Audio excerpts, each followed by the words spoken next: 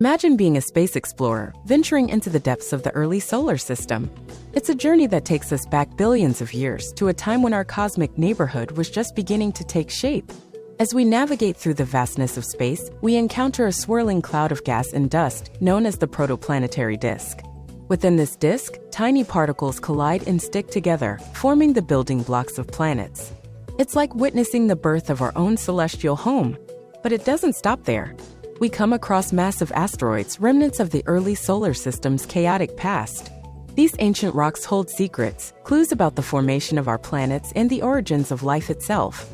And then we stumble upon comets, icy wanderers from the outer reaches of our system.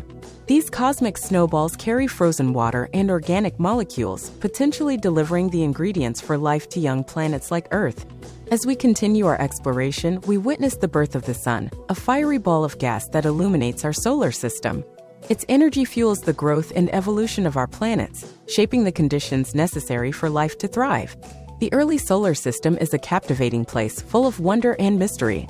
It's a reminder of our humble beginnings and the incredible journey that has brought us to where we are today. So let's keep exploring, uncovering the secrets of our cosmic past, and embracing the endless possibilities that lie ahead.